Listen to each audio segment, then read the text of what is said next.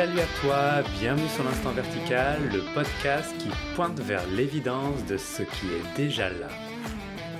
Installe-toi confortablement, laisse-toi aller à ces mots, cet entretien qui va suivre, et je t'invite à un tout petit moment de silence pour savourer la verticalité de cet instant.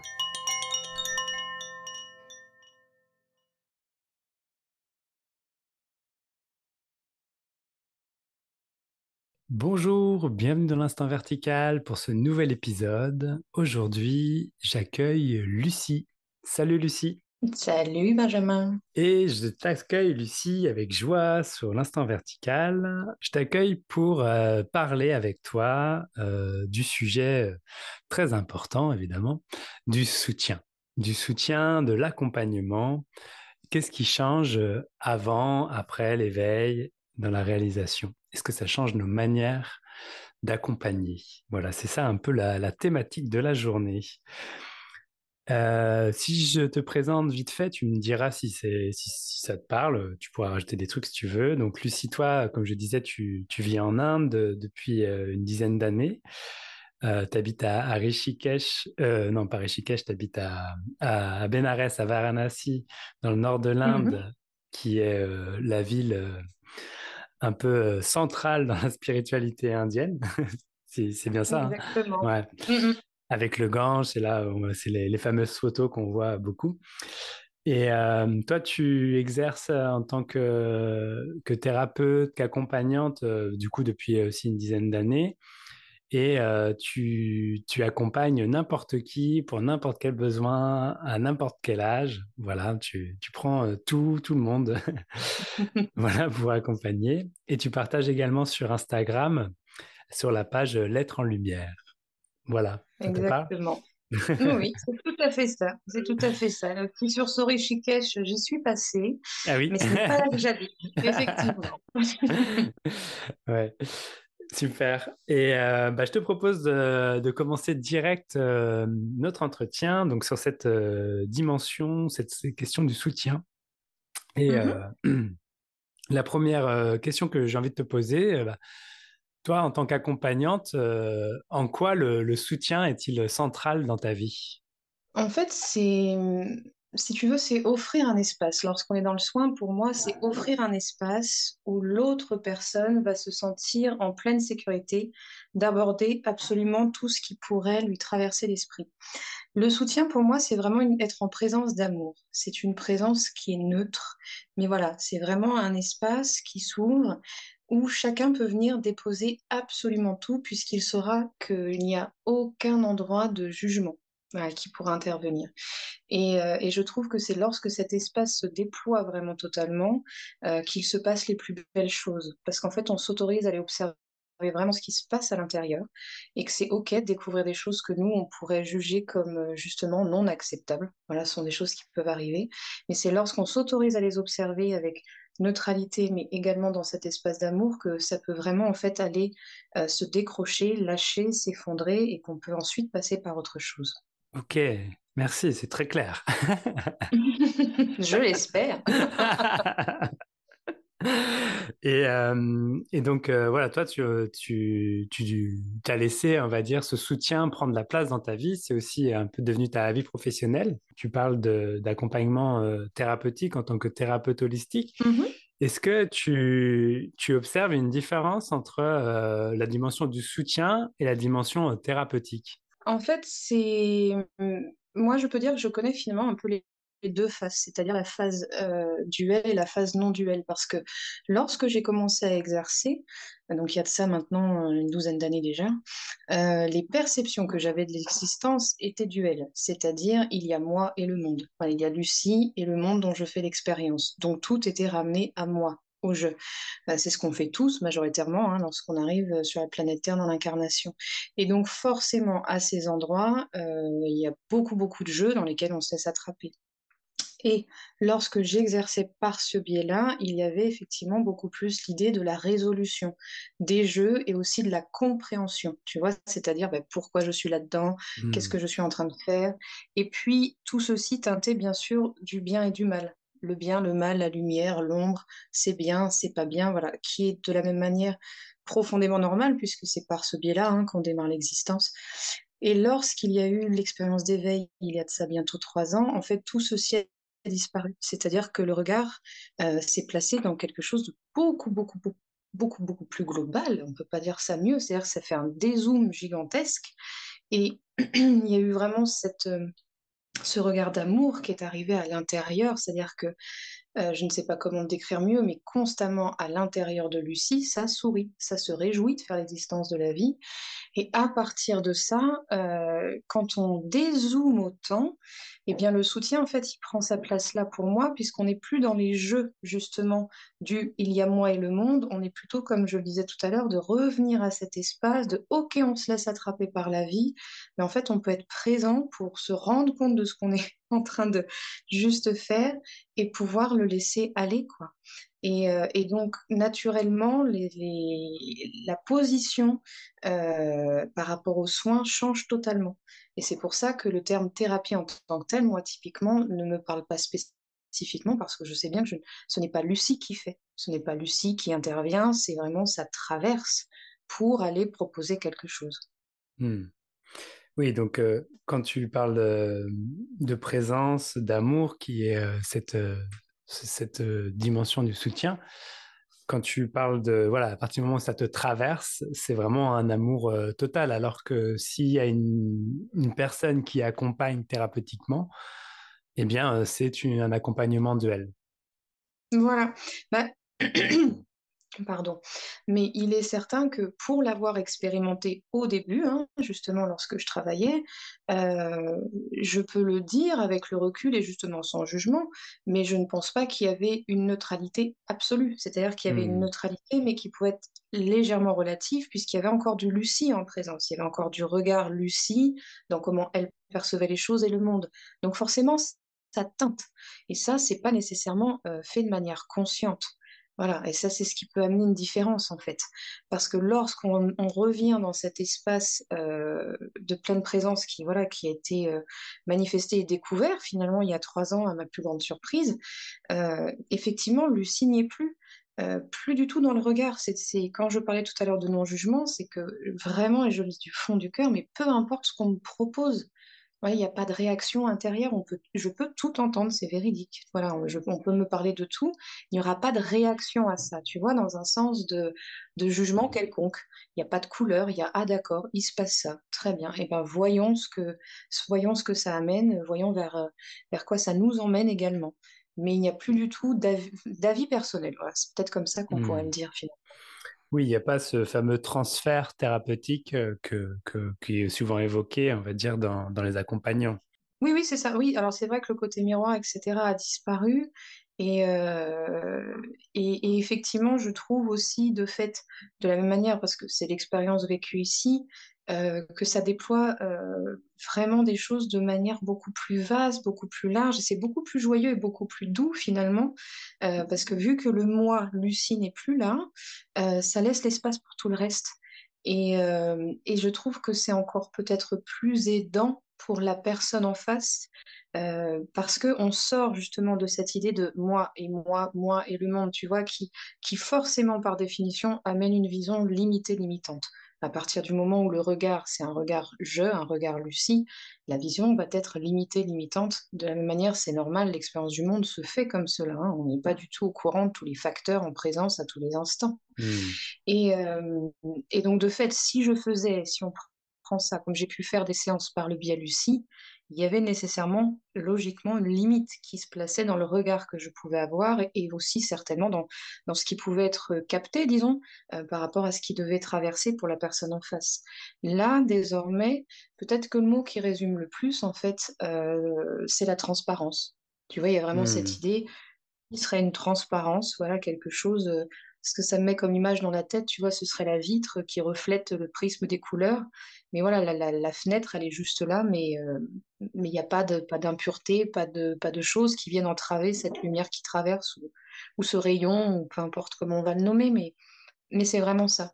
Il n'y a plus d'accro, quoi. Ouais, d'accord. Et on va dire que une fois qu'il y a la bascule, comme tu l'as évoqué, qui t'est tombée dessus, Mhm. peut-être que tu pourrais nous en parler un petit peu plus tout à l'heure. Oui, avec joie. Euh, Est-ce que, voilà, je me pose la question des structures d'accompagnement, des protocoles, des manières de faire un peu structurées, est-ce qu'elles ont encore leur place? Ah bah alors ça, c'est une question extrêmement intéressante, Benjamin, parce que figure-toi que je n'en ai jamais eu. Alors, moi, c'est vrai que, en fait, voilà, là, à cet instant, j'ai 37 ans. On va dire que j'ai commencé à l'information qui circule, j'en avais 12. Donc finalement, j'ai plus connu la vie avec, on va dire, des perceptions diverses et variées que sans, tu vois, depuis tout ce Hmm. temps. Et ce qui est toujours très intéressant, moi, j'ai toujours suivi le mouvement intérieur. C'est-à-dire, c'est Hmm. pas, ça ne voulait pas dire que je le comprenais, mais je l'ai toujours suivi. C'est ce qui m'a amené à aller en Inde, etc. Ça, ce sont d'autres histoires, mais ce qui était très rigolo, c'est que donc moi l'environnement que j'avais n'était pas spécialement, ne baignait pas spécialement dans la spiritualité d'un point de vue familial. C'est-à-dire que c'était pas fermé, mais il n'y avait rien de spécifique dans ce cadre-là. Et les quelques personnes que j'ai pu croiser dans l'adolescence, ce sont en fait c'est l'extérieur qui m'a amené les idées de rituels, de protocoles, voilà que tu énonces. Et en fait, à l'intérieur de moi, ça n'a jamais voulu. Ça n'a vraiment, il y avait aucune résonance, si tu veux, on peut le dire comme ça disait, bon, Hmm. pff, pas besoin, non. De la même manière pour la protection. Ça n'a jamais, jamais résonné.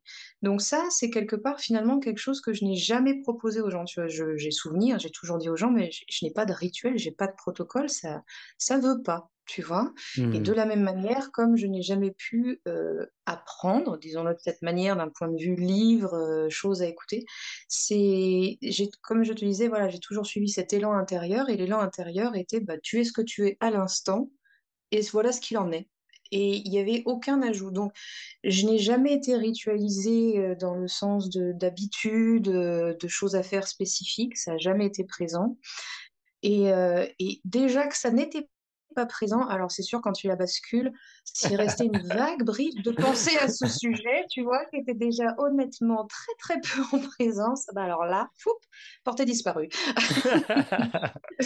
Si tu veux, c'est assez rigolo parce qu'en fait, à l'intérieur de moi, le mot aussi qui est très parlant, en fait, c'est la simplicité. C'est simple. Et c'est ce que enfin, c'est ce qui passe très souvent en séance, c'est que c'est simple. C'est simple, mais nous, on est persuadés que tout est compliqué, quoi. Parce que de la même manière, il y a énormément de choses qui circulent en termes d'information, mais tout peut vraiment aller à la plus grande des simplicités et fonctionner tout autant, en fait. Hmm. Super, merci. Et, cette simplicité que tu évoques, est-ce que Mhm. tu vois que ça impacte différemment les personnes qui viennent te voir? Est-ce que tu sens qu'il y a une résonance à cette simplicité que peut-être n'était pas forcément évidente avant? Oui, alors bah, en fait, ce que je découvre de temps à autre, c'est que je sens que ça a un caractère déroutant. Hmm. Parfois. C'est-à-dire, tu vois, moi, quand je fais un tout petit aparté, mais c'est vrai que je trouve que le contexte importe. C'est-à-dire que moi, quand j'ai commencé il y a 12 ans, ce qui était lié, pardon, à la spiritualité avait quand même un caractère. Moi, j'ai souvenir de gens qui se passaient mon numéro, mais c'était presque sous le manteau. Tu vois, il y avait ce côté je connais quelqu'un, Ouais. etc. Et depuis, non mais c'était marrant où on me dit ah, j'ai pas dit aux gens que je venais te voir, enfin comme si c'était quelque chose d'absolument incroyable, improbable, et on peut aller très loin dans les adjectifs, mais voilà, c'est vraiment cette notion-là. Et en ces 12 ans, j'ai vu à quel point il y a eu cette explosion. D'ailleurs, on le voit sur les réseaux. Enfin, il y a eu multitude de techniques et de personnes. Enfin, ça s'est énormément développé. Et donc, quelque part, ça s'est énormément démocratisé, ou en tout cas, c'est rentré dans quelque chose qui serait plus de l'ordre, voilà, des habitudes, ce que je trouve très, très bien. Mais c'est vrai que ça a totalement changé le rapport aux choses. Et moi, il est vrai que pour en venir à cette notion de simplicité, ça a toujours été là, mais c'est encore définitivement plus marqué désormais. Et ce que je peux voir dans cette bascule de la spiritualité et des techniques proposées et des formations, typiquement, j'en reviens à ce que je disais tout à l'heure quand je disais que rien n'a jamais voulu, je n'ai pas de formation et à moins que ça décide que, je pense que je n'en aurai jamais en rien. Tu vois, parce que c'est comme ça et je suis tout à fait OK avec ça.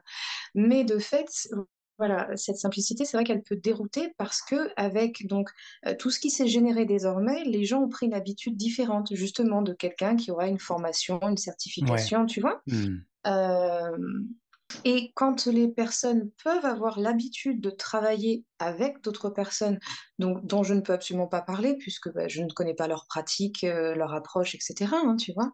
Mais parfois avec moi, ce qui peut les dérouter justement, c'est qu'on en revienne à: «Mais en fait, c'est simple. En fait, ça peut», tu vois? Hmm. Et parfois, il y en a, ça peut amener un peu, voilà, tu vois, ce côté, mais c'est trop beau pour être vrai, on pourrait le dire comme Hmm. ça. Tu vois, il y a vraiment cette idée que la simplicité, bah, en fait, c'est trop facile, ça peut Ouais, c'est pas être trop facile. simple. Ça peut pas Tu être vois? ça. Voilà. Faut que ce Et je soit trouve ça compliqué. très, voilà, et je trouve ça très intéressant quand on y pense, qu'on se dise que c'est plus logique que ça soit compliqué que ça soit simple. Tu vois, que c'est plus probable que ça doit être compliqué que simple, tu vois? Ouais. Et, et en fait, voilà, il y a des personnes que ça peut dérouter dans ce sens-là. Et en fait, après, ce qui va se passer, j'ai 2 cas, c'est-à-dire que j'ai des personnes derrière, tu vois, je ne vais pas les voir pendant un moment, et puis à un moment, elles vont revenir parce qu'elles vont me dire: «Bah, finalement, en fait, simple, maintenant ça me parle».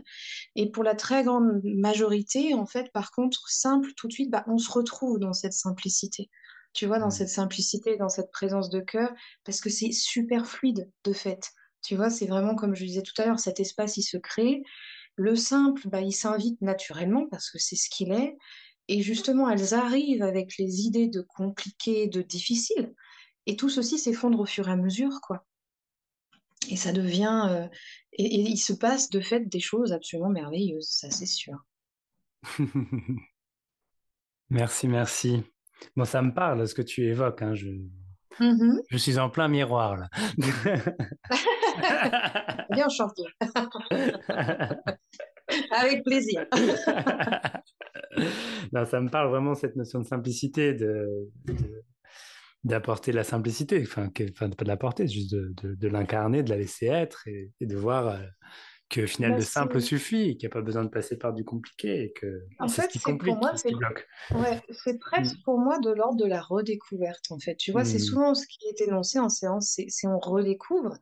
Redécouvrir l'essence de ce qu'on est, tu vois? Parce que c'est quelque chose juste, enfin, qui est absolument tout le temps là.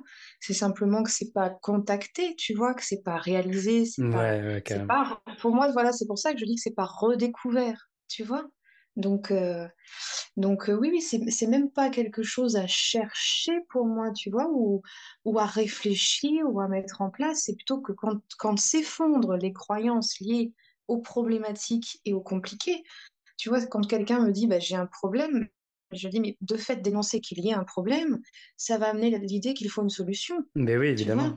Mais oui. Et c'est super intéressant quand on commence à aller par là, parce que finalement, pourquoi ça devrait être un problème, ce qui est présent à l'instant T? Est-ce qu'il n'y a pas un autre regard à porter dessus?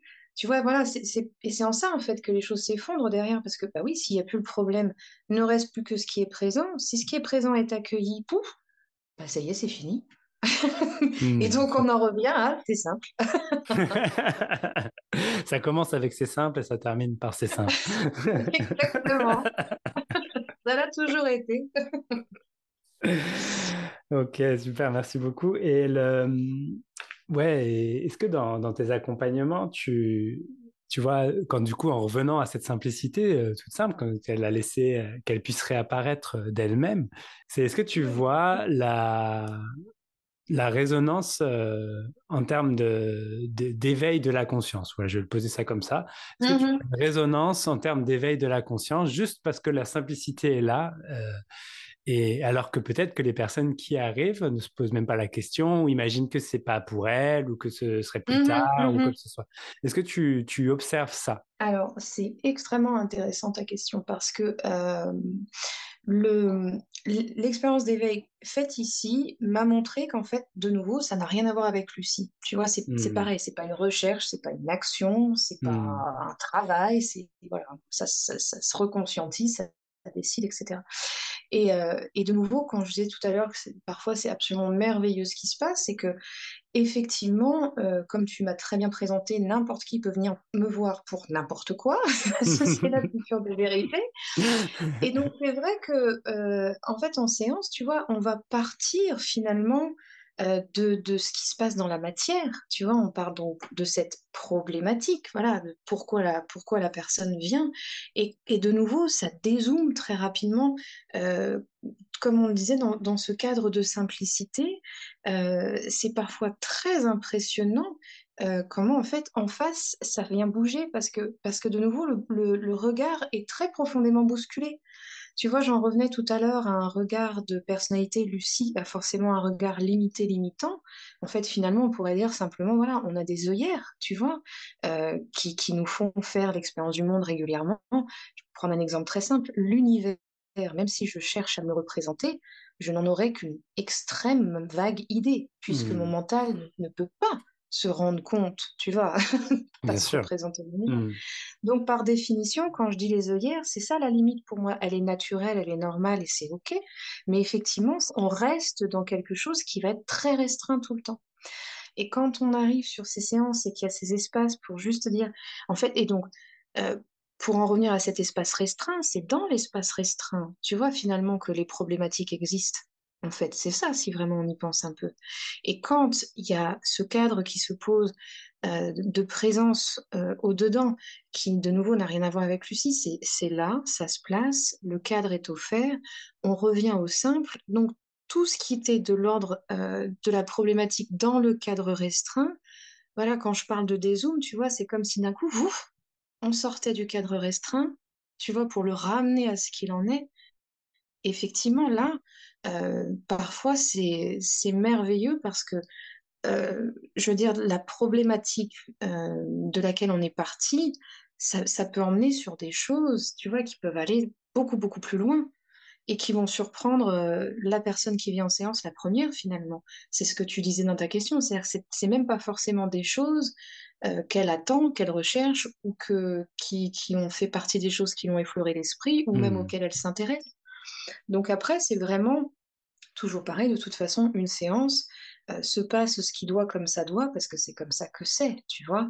Et il y a une variété, une richesse, et c'est vrai que c'est ce qui est merveilleux dans le quotidien, c'est que c'est d'une séance à une autre, il se passe jamais la même chose. Par contre, il y a toujours un terrain merveilleux pour aller dans des espaces bien différents que ceux de quoi on part, tu vois.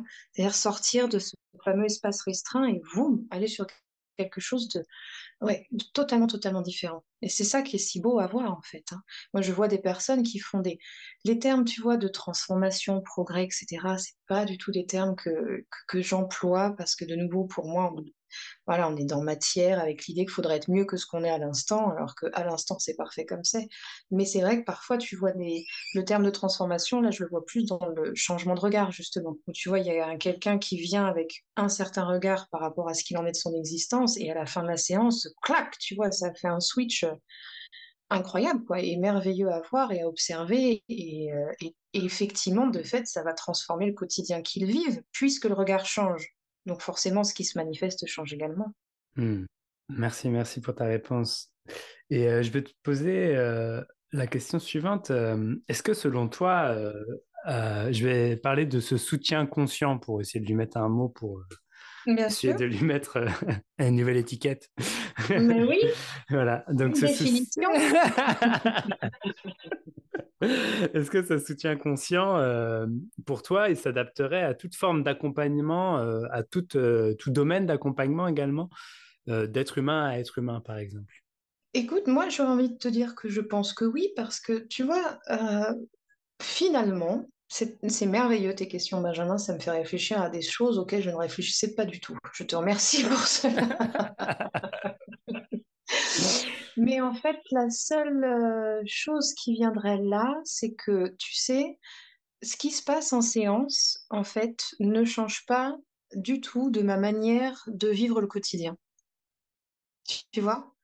C'est-à-dire que, en fait, séance ou pas séance, ça fonctionne pareil.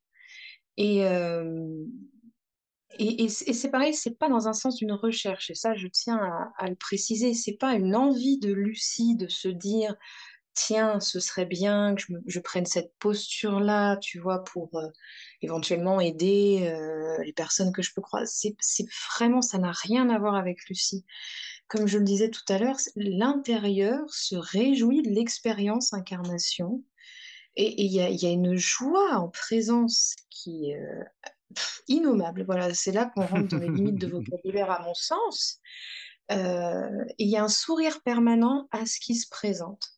Et de fait, j'aurais envie de dire que ce soutien conscient, comme tu l'appelles, parce qu'effectivement, de toute façon, on est limité par le vocabulaire, donc on place des mots qu'à un, on en essaye, mais je, je, je pense que c'est comme je te dis, finalement, c'est de là que tout est vécu partout, tout le temps, 24 heures par jour. Et, euh, et comment le dirais-je? En fait, c'est intéressant parce que la vie derrière propose des expériences et ça me fait constater comme justement, c'est pas vécu de Lucie, tu vois, et que d'être dans cet endroit de soutien conscient, mais qui est là tout le temps malgré moi, ça fait un quotidien qui est rigolo et ça fait un quotidien qui est vraiment très très joyeux. Et j'ai une anecdote qui me vient en tête et je ne sais pas si elle est totalement pertinente, mais éventuellement je peux te la partager rapidement. Mais tu vois, quand je parle de cet endroit-là, il n'y a pas longtemps en Inde, je vais à la supérette. J'ai donc un ami que je connais depuis 10 ans. Ils sont un frère et deux sœurs. Je la fais la plus courte possible. J'arrive et il y avait une dame étrangère qui me dit qu'il revient dans une minute. J'ai l'habitude avec lui, quand il n'est pas là pendant une minute, de faire mes petites courses, mettre sur le comptoir. On parle d'une supérette indienne, hein, les amis, donc ça veut juste dire un tout petit bout de 3 fois rien de magasin où on se sert tout seul. Et donc, je pose mes petites affaires, etc. Sauf que là, il s'est avéré qu'il fallait que j'aille chercher un savon, chose captivante s'il en est, qui était dans la toute petite arrière-boutique, mais qui fait 1 mètre plus loin. Et je suis sortie de là, j'allais pour redescendre les marches, et cette dame tremblait de colère à mon encontre, et m'a dit quelque chose en anglais de l'ordre du vous pourriez au moins attendre qu'il revienne, ou quelque chose un peu comme ça. Et quand elle m'a énoncé ça, mais elle tremblait vraiment de colère, cette dame. En même temps, la sœur est arrivée en rigolant, en disant «Oh, mais il n'y a aucun problème». Et la seule chose qui a existé à l'intérieur, quand je l'ai vue tremblante de colère, j'ai eu envie d'aller lui faire un gros câlin. Parce que je me suis dit, bah, dis donc, elle se fait vivre quelque chose de pas bien rigolo. Et ça souriait. Et il n'y avait que ça, tu vois. Et quand j'ai été payée, je lui ai dit, je vous souhaite un merveilleux voyage parce que je débordais d'amour pour elle et elle est passée d'une colère effroyable, certainement qu'elle n'a pas dû se faire du bien, à juste après, elle était, enfin, elle s'est fait faire l'expérience de la honte, c'est-à-dire qu'elle aurait pu se Hmm. cacher dans le goudron, elle l'aurait fait, alors que, et voilà. Et tu vois, en fait, pour moi, c'est un exemple qui est très simple comme ça, c'est qu'il y a quelques années, Lucie l'aurait tout à fait peut-être pris personnellement, Bien tu vois, sûr. dans une idée de comment elle me parle, etc. Et en fait, voilà, je prends le temps de te raconter ça parce que quand je te disais que pour moi, séance et hors séance, finalement, ça n'a plus de différence du tout, c'est que la seule chose qui s'est passée quand je l'ai vue, qui m'a boyé dessus, c'est que, oh, mais qu'est-ce que je l'aimais! Tu vois, c'était ça, quoi. Et c'est pour ça que je disais que le quotidien est beau et riche parce que quand enfin, de cet endroit-là, comme je te dis, ce n'est pas du tout de l'ordre d'une réflexion, tu vois, d'une quelconque logique ou quoi. C'est juste que c'est exprimé constamment et c'est tellement beau. Et effectivement, bah, si je reviens au bout de cette expérience-là, bah, je me dis, bah, cette femme-là, ça lui a fait une proposition aussi. Elle en fera strictement ce qu'elle veut, mais elle a pu avoir une proposition de, bah, tiens, en fait, là, qu'est-ce qui se passe quand ça joue plus? Tu vois? Quand on n'est plus dans la réaction, quand on n'est plus dans le ping-pong de moi humain, toi humain séparés, Hmm. etc., quoi. Tu vois? Super, merci. Et peut-être je peux te poser une dernière question pour Avec finalement joie. clôturer cette émission. Mhm. Est-ce que tu aurais une invitation, un conseil, je sais pas, une chose à dire à des personnes là qui seraient en train d'apprendre à accompagner ou qui sont dans des postures d'accompagnement ou qui sont thérapeutes, etc. Est-ce que tu aurais envie Mhm. de leur inviter quelque chose pour, enfin, pour incarner ce soutien conscient? Je vais l'utiliser tout le temps maintenant, ce mot. Mhm. Non, je rigole, il va partir dans une minute. En fait, fait, tu sais, je crois que le plus beau conseil, Ouais. c'est de se rappeler qu'on ne sait rien. Hmm. Tant qu'il y a de la certitude, il y a un potentiel enfermement dans une idée. Tu vois? En fait, c'est Hmm. ça la réalité. Je ne saurais dire à l'instant la splendide profondeur de mon ignorance. Et en même temps, quand je dis ça, je sais pour autant que je sais. Hmm. Mais, ou plutôt, je devrais dire, je sais que ça sait. Hmm. Tu vois, à l'intérieur. Mais c'est pas Lucie qui sait. Et je trouve que, en fait, si je l'élargis un tout petit peu, ce que j'aurais envie de dire à n'importe quel être humain, de n'importe quel endroit de cette merveilleuse planète, ce serait d'aller observer l'exigence et la dureté vis-à-vis de soi-même.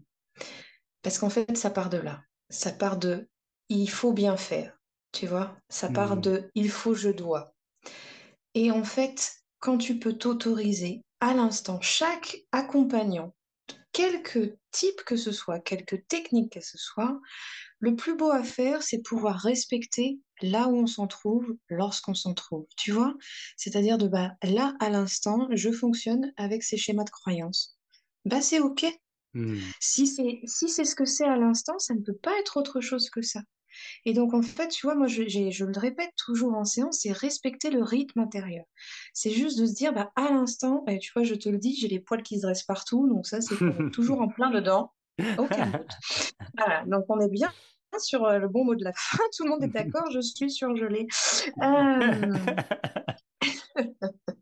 mais donc, tu vois, ça va être de pouvoir se dire, je peux respecter à Hmm. l'instant que l'expérience du monde que je fasse soit la somme de l'intégralité de ce en quoi je crois, consciemment ou non. Et en fait, c'est parfait comme cela.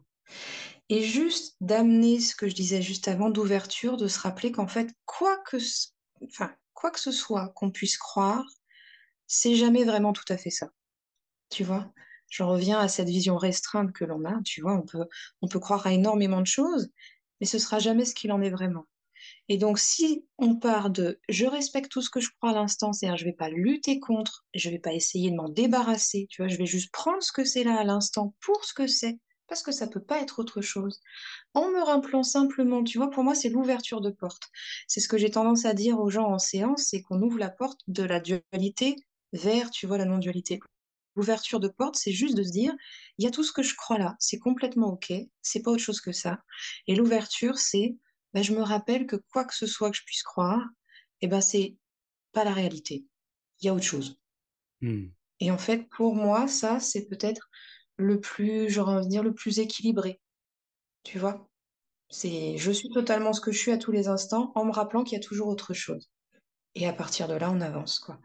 Et de ne pas, et quand je parlais de l'exigence, c'est que bah, tout thérapeute à un moment donné qui peut se laisser un peu emporter, parce que la vie c'est ça, hein, ça vient, ça nous attrape hein, par définition. Si à un moment donné il a l'impression de s'être un peu trop laissé emporter, d'avoir un peu trop mis sa personnalité, tu vois, parce qu'il y a eu de l'affect, parce qu'il y a eu plein de choses, Hmm. et ben en fait c'est simplement de pouvoir poser un regard de douceur, parce que bah, on n'a pas su faire autrement sur le moment, bah, c'est ok. En fait, la seule réalité, c'est qu'on fait toujours ce qu'on peut à chaque instant, et ce qu'on peut, c'est de notre mieux. Et il ne peut pas en être autrement. Eh ben, c'était le mot de la fin. Merci Lucie pour cet échange, ce partage très riche. Mais avec grande joie, Benjamin, merci beaucoup de m'avoir reçu, surtout, c'est un grand plaisir. Ouais. Est-ce que tu peux donner tes contacts, tes informations si des personnes voudraient te rencontrer, suivre tes actualités? Avec grande joie. Alors en fait, moi, on peut me retrouver sur Instagram et Facebook à Lettres en Lumière, en tout petit tout attaché. Et sinon, mon site internet, c'est la même chose, c'est www.lettresenlumière.com. Attention, je précise, lettre en lumière comme un être. Donc c'est L-E-T-R-E et non pas une lettre. Voilà. Et on peut retrouver toutes les informations d'accompagnement, etc., si on est intéressé pour te contacter. Voilà, Même si exactement, tu le habites site en internet. Inde. Oui, mais oui, parce que la distance, en fait, c'était un merveilleux cadeau. Je m'en suis rendu compte par hasard quand j'ai commencé à travailler que j'ai une amie de Calédonie qui est passée et voilà, il y avait quelque chose qui n'allait pas, qui est tout de suite venu.